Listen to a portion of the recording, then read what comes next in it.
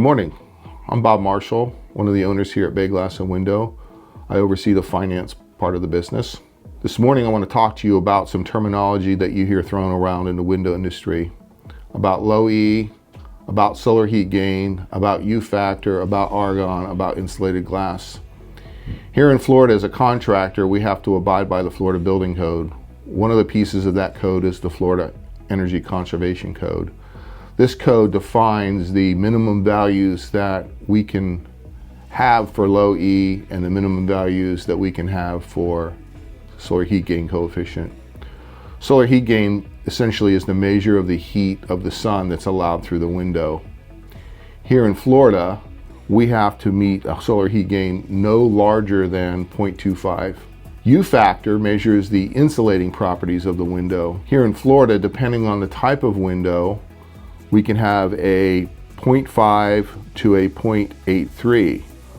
0.5 is for a fixed window, 0.65 for an operable window, or 0.83 for a door. That would be a sliding glass door or a front door. So you may ask yourself, how do we get to the low E value or the solar heat gain value and the U factor that we need?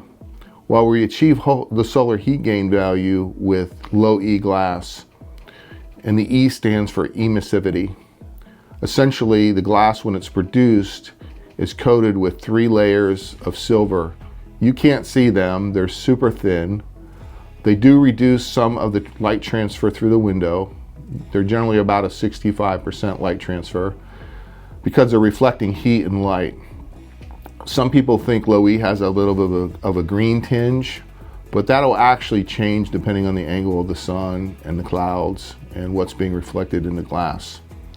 So that goes on what we call surface 2. Surface 1 is the outside of your window, and the low E coating goes on surface 2. It has to be sealed in this airspace, else it'll corrode.